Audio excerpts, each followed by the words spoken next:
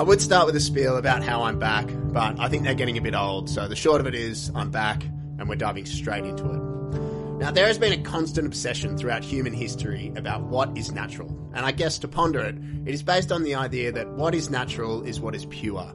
What is natural is what is best. What is natural is what is true. And you see it in multiple areas, from politics to diet. The great political theorists spoke about humanity's state of nature.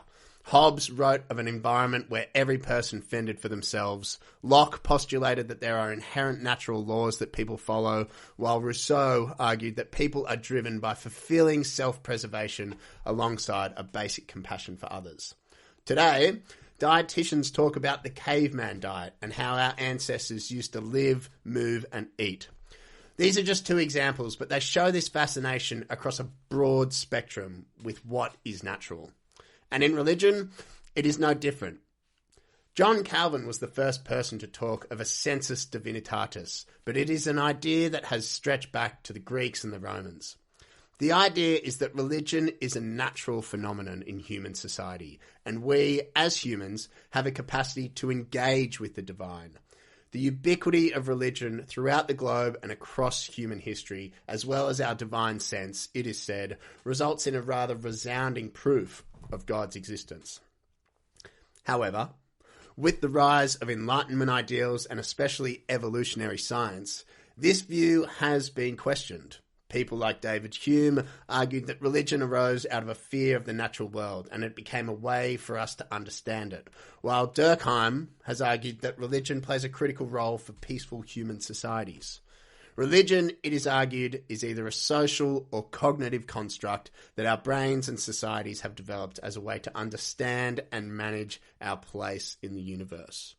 And so, while it may be natural in this respect, it is proof that an objective idea of God is pure fancy.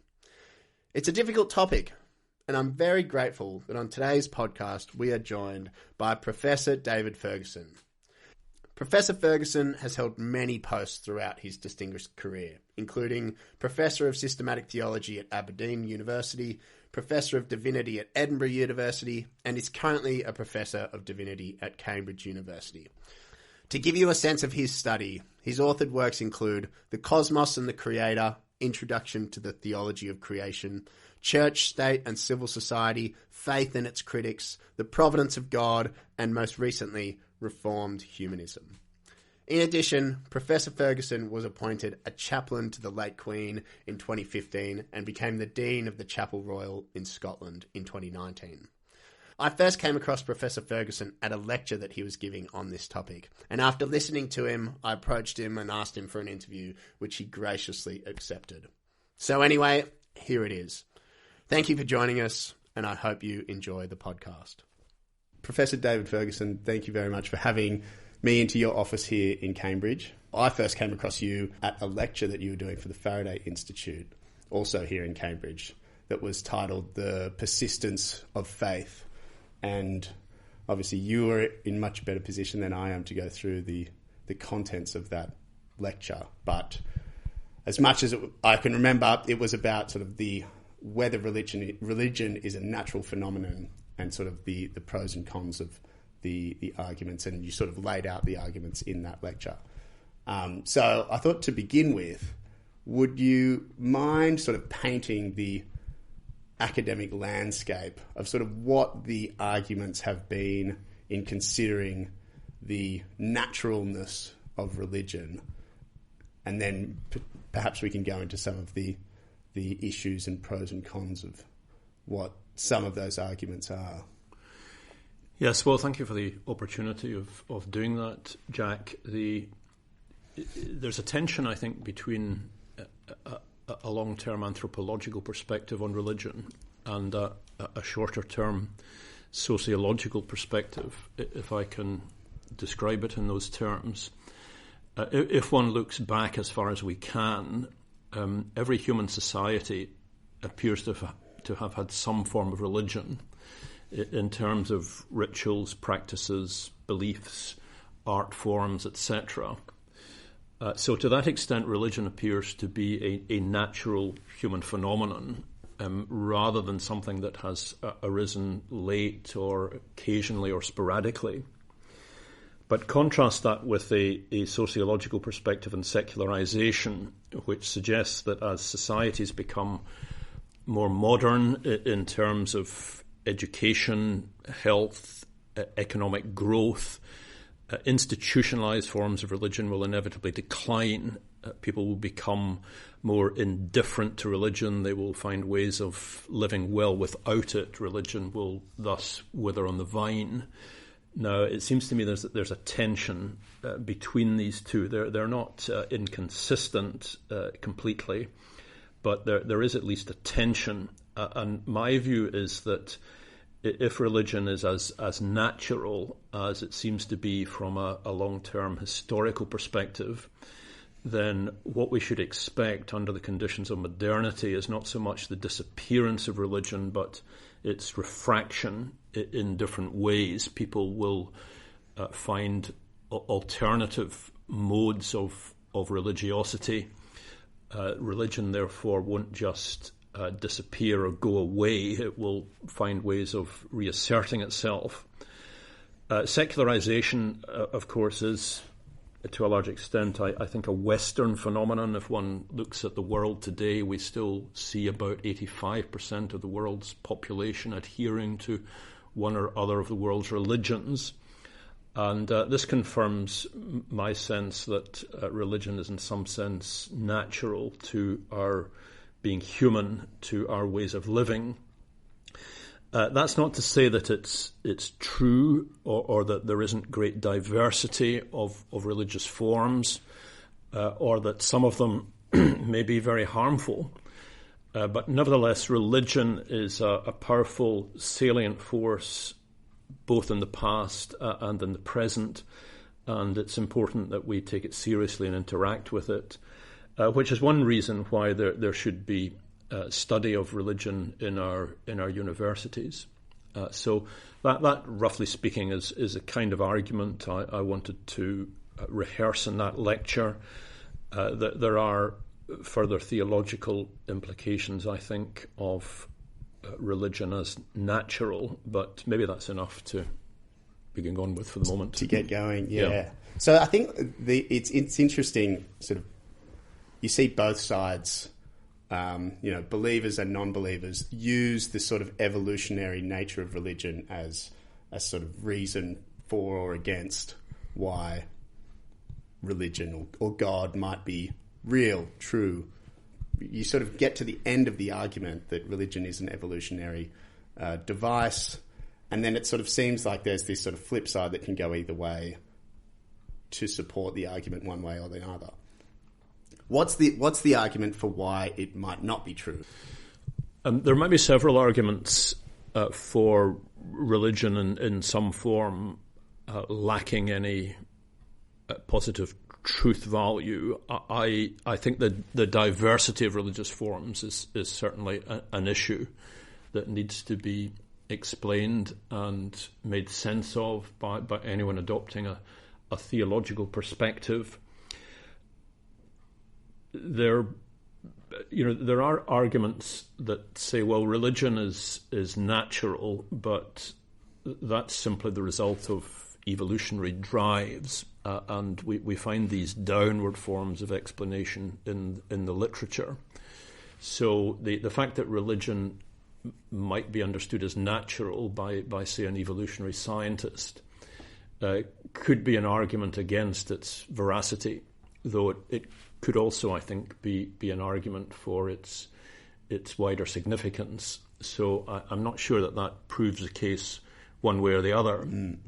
We might be programmed by evolution to think scientifically about the world, or to be disposed to develop patterns of technology, or to understand mathematics, but that doesn't begin to tell us which scientific theories are true, more probable, which forms of technology will be more efficient, which forms of mathematics will capture the nature of physical reality. So I'm not sure that the evolutionary argument for the origins of religion really takes us very far in terms of understanding what's true and what's false in religion. I think that question continues to remain open. It's been a question that's sort of been considered quite heavily, and starting with sort of the early sociologists like Emil Durkheim and Max Muller.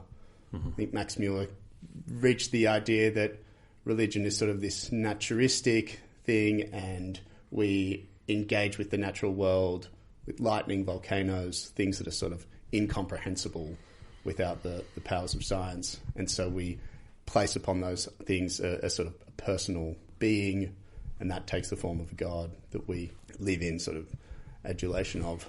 Emil Durkheim, on the other hand, sort of looked at the development of religion as a way of a society sort of reflecting itself and using that reflection as a form of deity, and then there's sort of a cohesion element.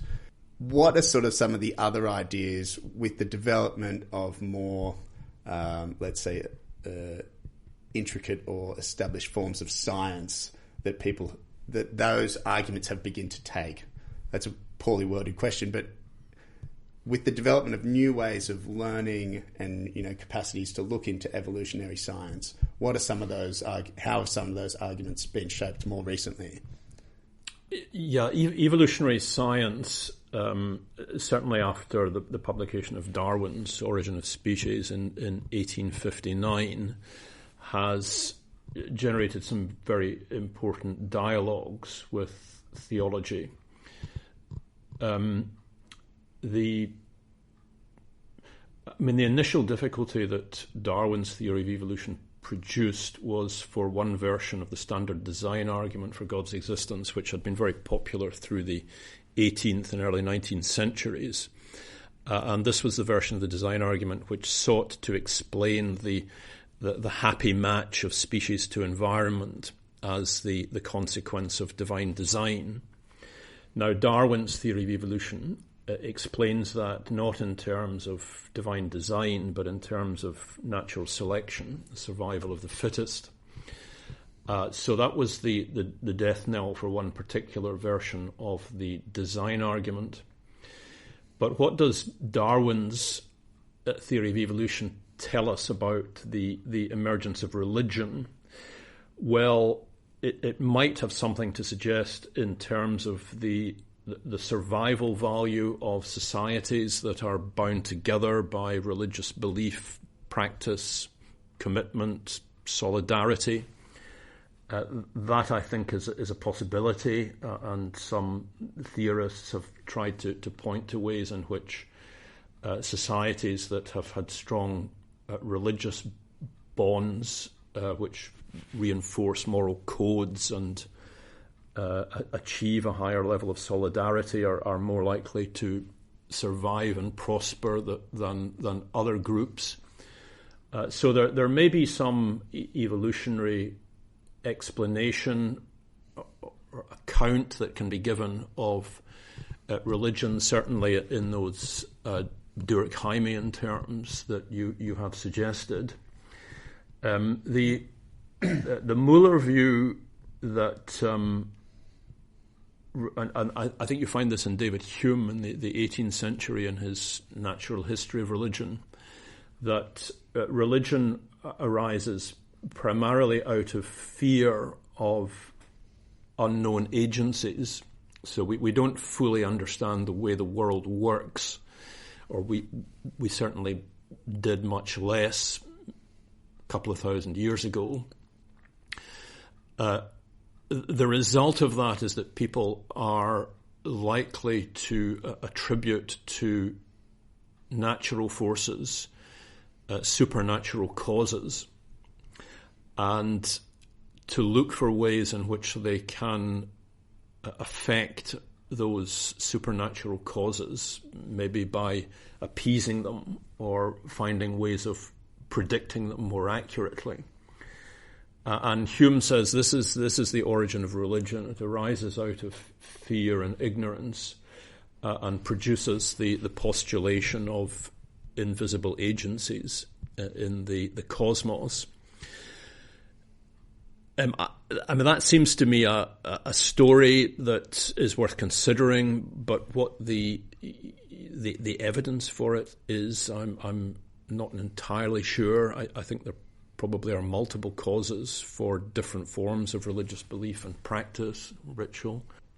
And as some people said in response to Hume, well, maybe people that had some sense of an invisible power or an unseen force in the cosmos were actually onto something, albeit that they expressed this in very different and diverse forms. And perhaps it's our modern societies that are so busy and preoccupied in other ways that have come to neglect this or to miss it somehow in their experience and construction of the world. So I'm not sure that evolutionary theory or psychology is going to be successful in explaining religion away, but I do think that one impact of Darwinian theory upon theology was that theologians from the late 19th century onwards were increasingly likely to stress the independence and complementarity of science and theology, rather than seeing these as mixed or as attempting to push theology into the gaps that science had not already filled. So there is to some extent a parting of the ways and a tendency to see religion and science as answering very different questions and as no longer competing on the same turf.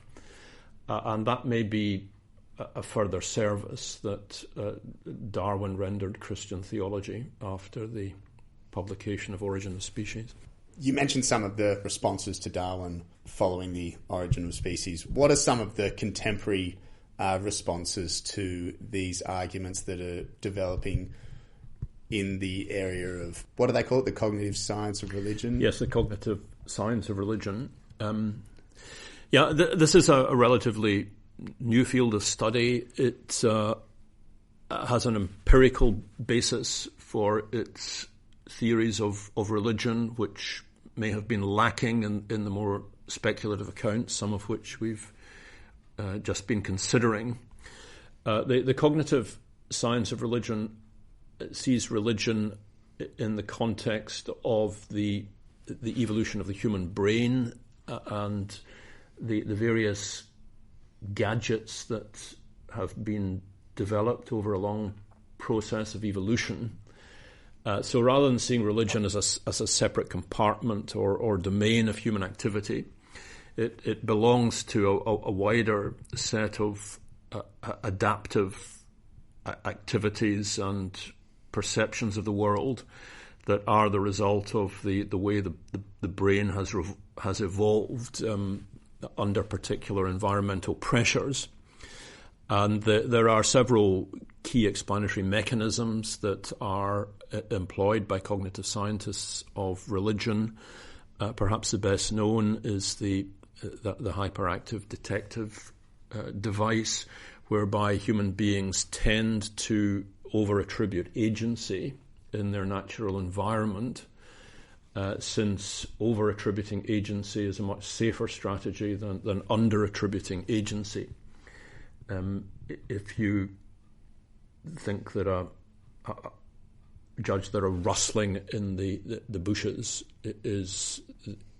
has been caused by a predatory animal, you're much safer making that assumption and fleeing than assuming that it's just the wind blowing through the leaves in the bush.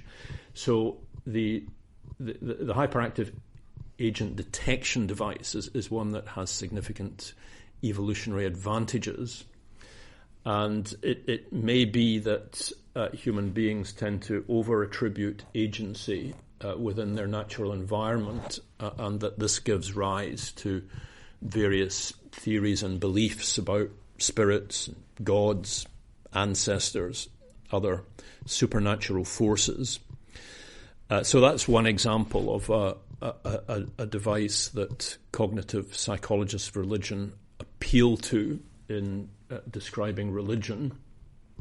And certainly there's some evidence, good evidence from child psychology to show that children are well capable from a very early age of attributing agency to animate and inanimate objects, which actually exceed the powers of those objects as we understand them more scientifically. So I think that there's something very interesting going on in the cognitive science of religion. Much of it is somewhat reductive in terms of its attempt to explain away religion, I think. But others have seen it not so much as reductive, but as complementary to more positive theological and religious understandings of the world we inhabit.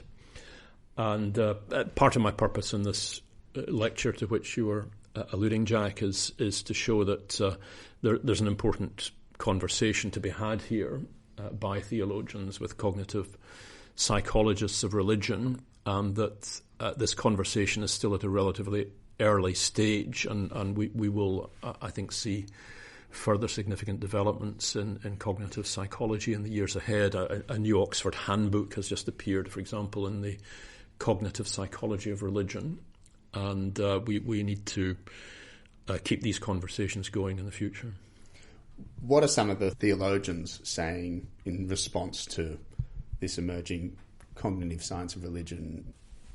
The standard theological response is, I think, very similar to the standard theological response that followed Darwin's theory of evolution, which is to say that this might be the way that God has intended for us, so that these evolutionary forces are themselves the product of some divine purpose.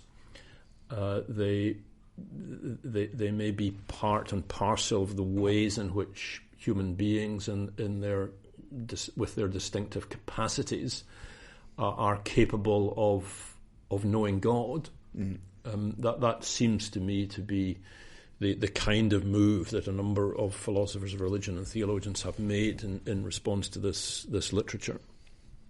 You mentioned the refraction of religion that you're, I guess, both expecting and also seeing in the world. But you also mentioned that that's somewhat of a problem for religion as such. Can you go a little bit further into that idea, which seems to me to be, because religion is diverse and sort of there's a lot of different groups believing different things, that can somehow negate or reject the idea that there is sort of a naturalistic or inherent religious aspect to humanity.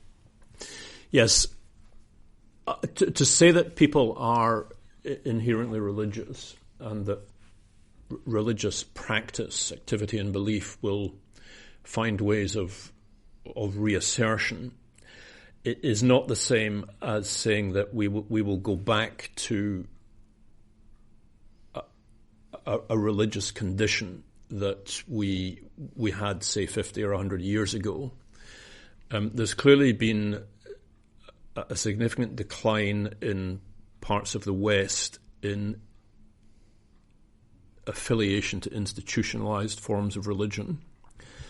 And I doubt that we are going to go back to the situation we knew, say, in the 1950s, in which established national churches commanded the support of a broad section of the population. They were, in effect, the default position for citizens in our country and in other parts of Europe. So I'm not predicting a return to an earlier condition.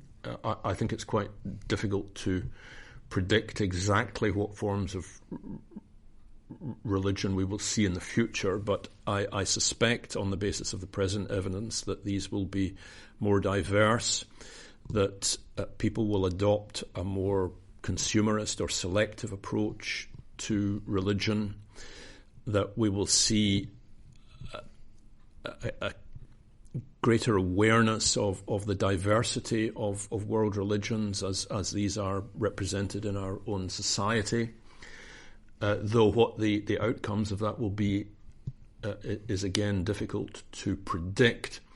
So I see a more diverse religious future, and that's one in which the churches and their theologians will have to find their way.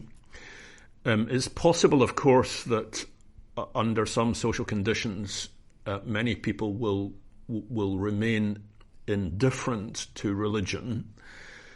That indifference, I want to say, is not a natural position in terms of where we are globally or from where we've come historically.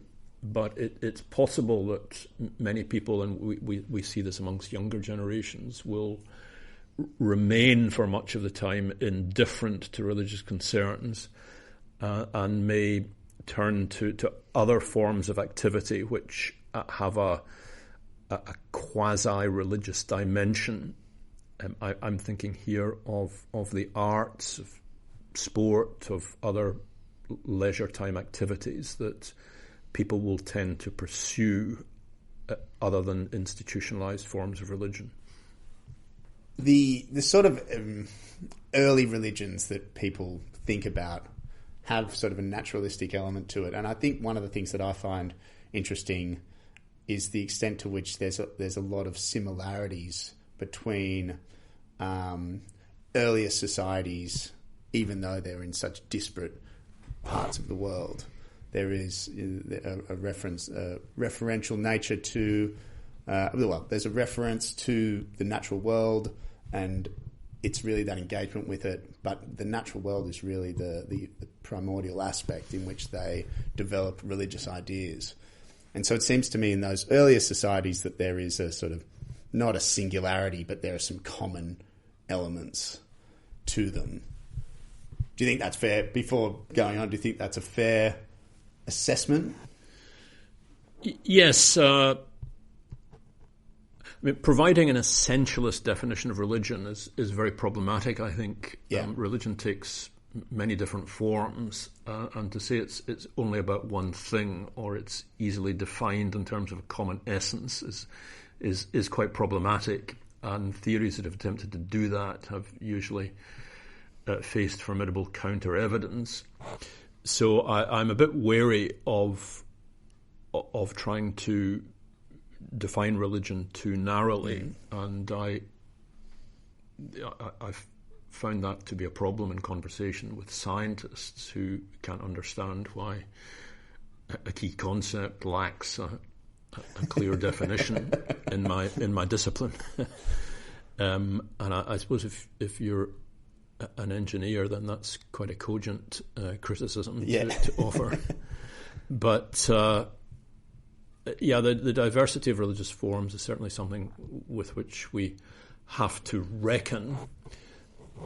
But there may be, some family resemblances and recurrent themes. I think it's pretty clear that there are, and if the cognitive psychologists of religion are onto anything in terms of the way our brains have been formed by evolutionary forces, then one would expect a good deal of overlap across different religious traditions, whether you see these as global institutionalized forms or more localized forms of folk religion, or whatever term you prefer to use.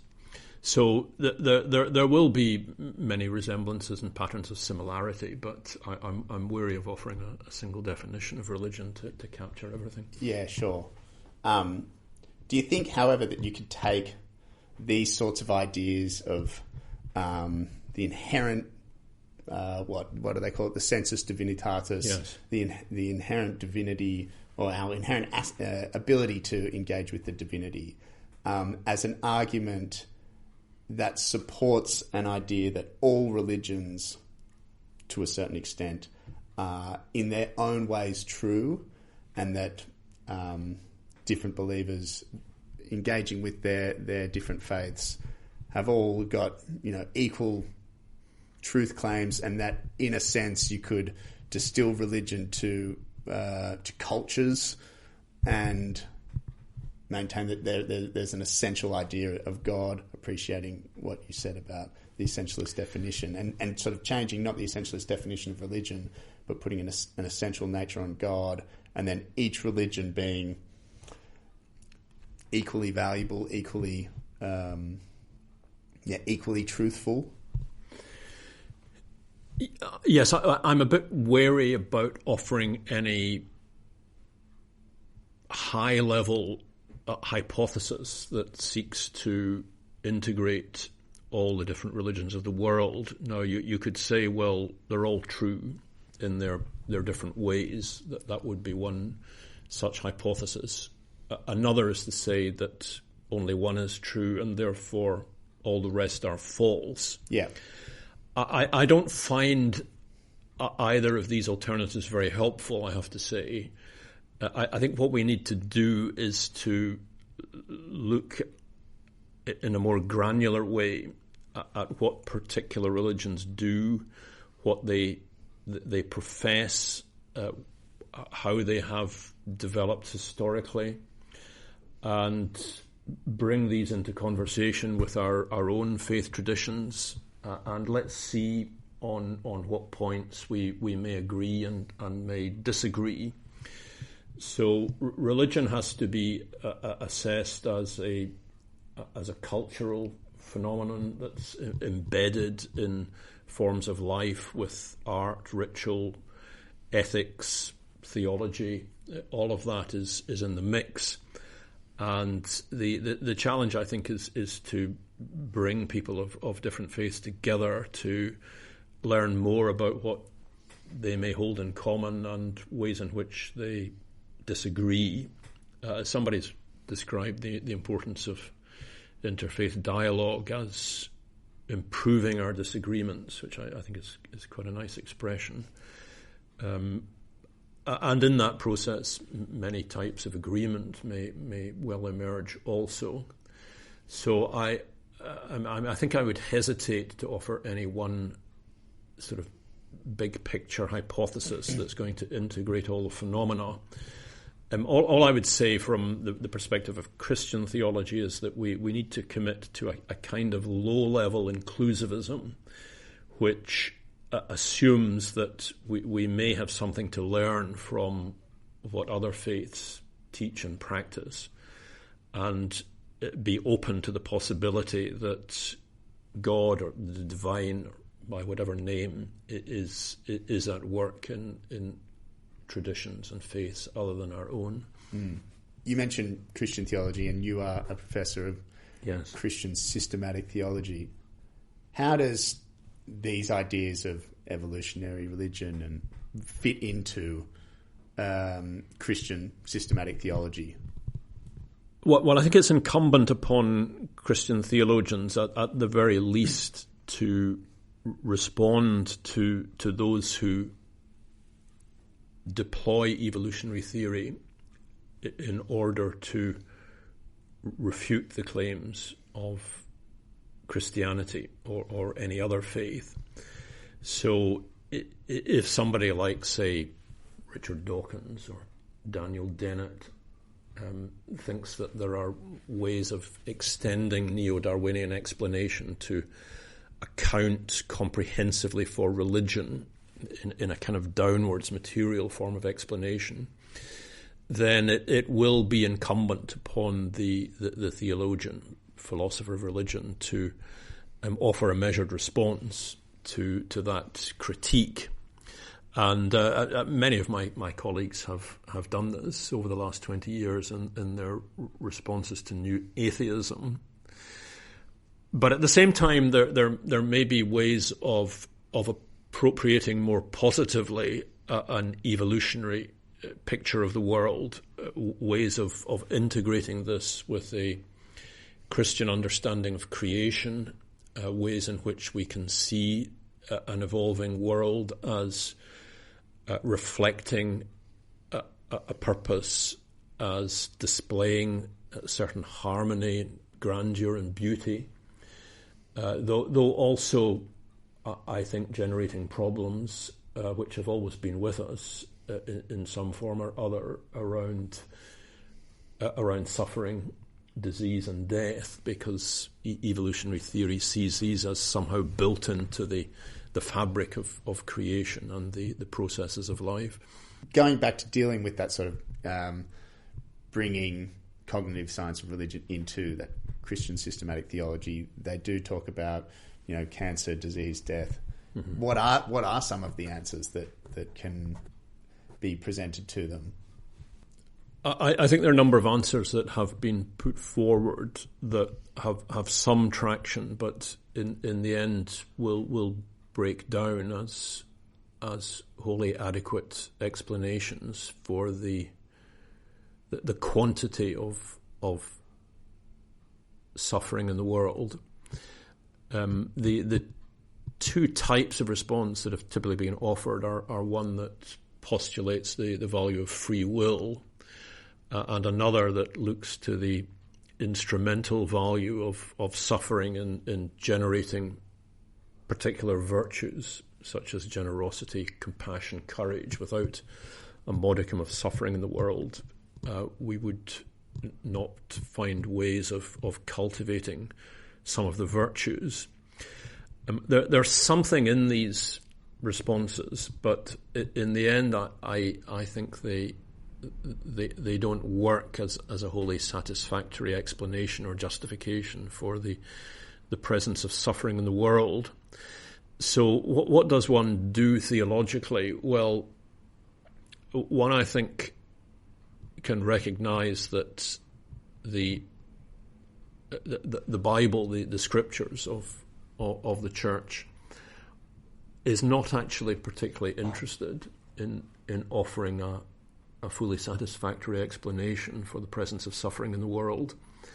It recognizes the problem while also celebrating the essential goodness of creation, but it looks instead to ways in which evil will be overcome or will be defeated, rather than explained to us. Explaining the presence itself. Yes. The quantity and intensity of suffering, I think, are what cannot be explained, and in the end the Bible shies away from offering any attempt to explain these to us, and it instead is about ways of coping, ways of overcoming, ways of remaining hopeful in the face of suffering and evil.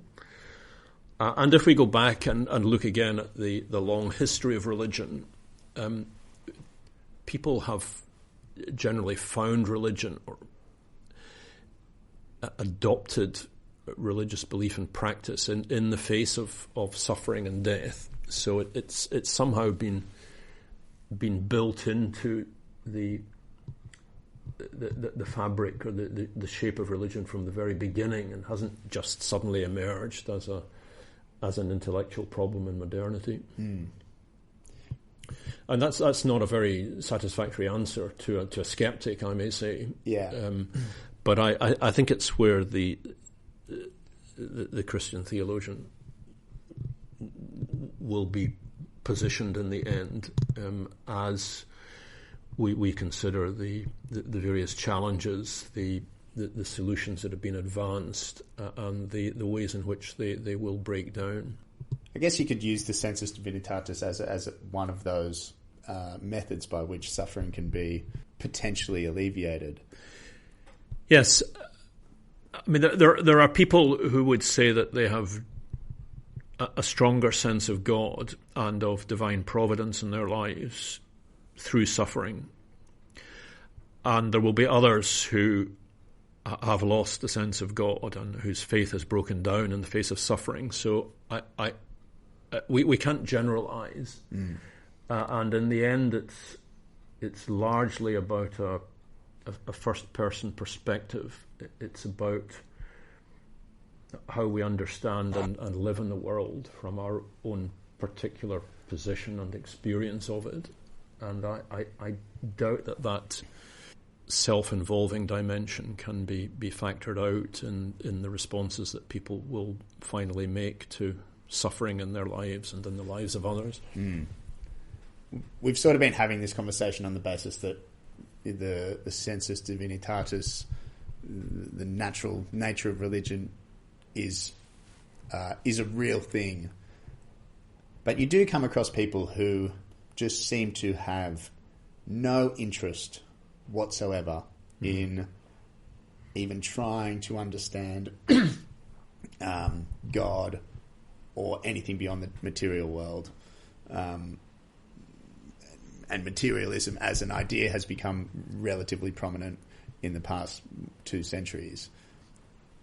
How did those people and those ideas stack up against the universality argument? Because it seems that it would have to be, for the sensus divinitatis to hold any weight, it would have to be a universal feeling.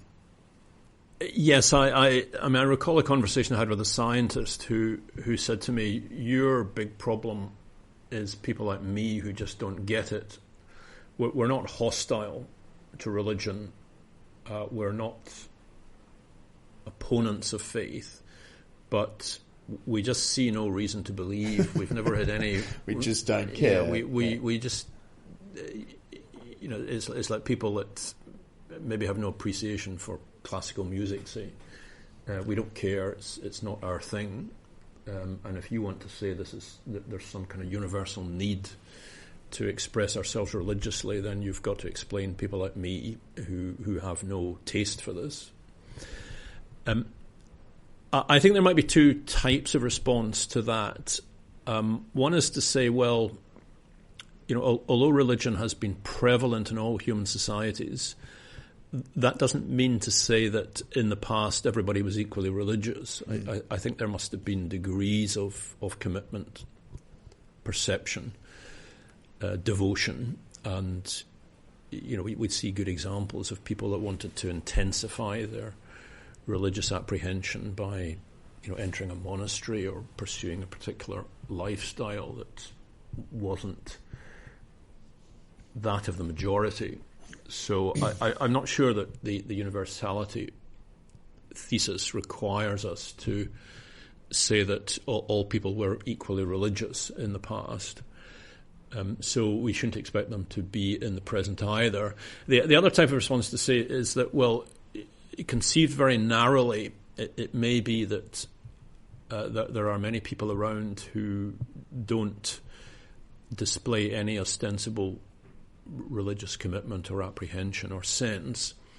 But if we situate religion more broadly alongside art, ethics, what we think about life and death, how we understand important rituals around these key moments in our lives, then we start to see that many people do have something like an implicit faith, and that's not to say that it's faith in God necessarily, but it's faith in the possibility that not everything can be explained simply by material processes.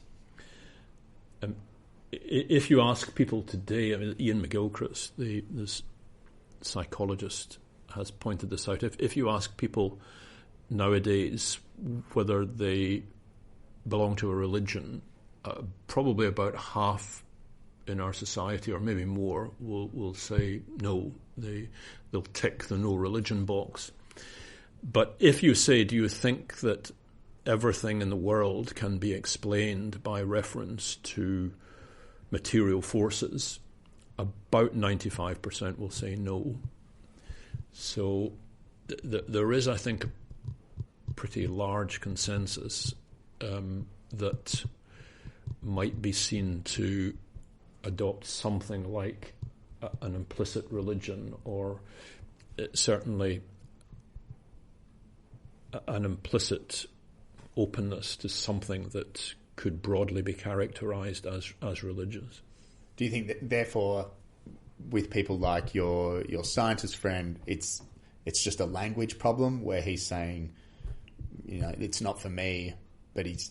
Well, it might be, though. I don't want to discount the possibility or indeed the integrity of some people who are, very sincere in, maybe their humanism, if one can use that term, or their belief that this world is simply a brute fact and we might not understand everything that's going on, but we have, on the whole, to live nobly without the crutch of religion. Now, that's a position, I think, that is held by some people, and its integrity needs to be respected. So I'm not trying to say to everybody, well, you're actually religious without realizing it, or you're an anonymous Christian. I think there can be an element of patronizing people at that point, but these are types of response that can be offered to the general criticism that's made around indifference. We're reaching the end of our time, but having spoken about sort of, I guess, the atheists or agnostics, where do you think this leaves, this sort of argument, this trail of thought leaves believers? If for those that are convinced or ardent, fervently engaged with a religion or some sort of divine beliefs, where do you think it can leave them? Yes, I would say we need to recognise the unsettling effect of this for many believers. These are differences that don't just run through our society; they run through each of us individually. Charles Taylor has written very helpfully about this. He argues that religious commitment is no longer the default option for people in our society in the way in which it was in pre-modernity. It's now become what he calls an embattled option. So even people who believe are aware of the possibility of actively not believing or not adhering or finding an alternative way of living in the world. And that's always in the back of their minds. The result being that people will often drift in the course of a lifetime from faith to absence of faith, maybe back again. And I think we are in this more nomadic territory, which wasn't the case several centuries ago, but is likely to remain with us in the foreseeable future. Though who knows what socio-political changes might reshape religious adherence in our society, but it seems to me that's where we are and are likely to remain in the future. And that, I think, needs Christian theologians and teachers to recognise ways in which faith has always had to coexist with an element of difficulty, even doubt, and may actually be deepened, enriched, and made more tolerant of other belief systems and ways of living in the world than we have sometimes been in the past. So I would seek to appropriate this social condition in which we find ourselves in ways that are theologically constructive and can draw upon resources from the past where people have dealt with similar problems, though in different situations. It seems like, ever since the beginnings of these sort of more thematic theologies, systematic beliefs, there's always been people attacking them from the sides. Yes. Although it doesn't seem like, with the sort of cognitive science of religion, that there is that sort of heavy nature of the attack. What's a better way to put that? That they're sort of overly critical and trying to just rip the religion apart in the way that other people have done so in the past. So maybe the response doesn't need to be as heavy-handed as it has been in the past as well. Yes, there's always a danger of being unduly defensive in face of change and criticism. I often quote the late Chief Rabbi Jonathan Sacks, who said that, whimsically, God created atheists to prevent us from believing too much in the wrong things. And there is always a danger of believing too much in the wrong things, of defending citadels that are no longer worth defending, and of missing what is more important and relevant to our current situation. So I find many of these conversations, though difficult at times, also to be fruitful and to be worth the effort. And I don't share the view that we should simply ignore what's going on in cognitive psychology of religion and leave them to get on with it without finding ways of engaging in fruitful conversation. Oh, well, I hope this conversation that we've had this morning has been fruitful and worthwhile. It's been very good indeed. Thank you. You've forced me to think further about some of these bigger questions. Oh, that's good. We try. But yes, Professor David Ferguson, thank you very much for having us into your office. Thank you for your time, Jack. And thank you everyone for listening. Conversation. Yeah, thank you very much.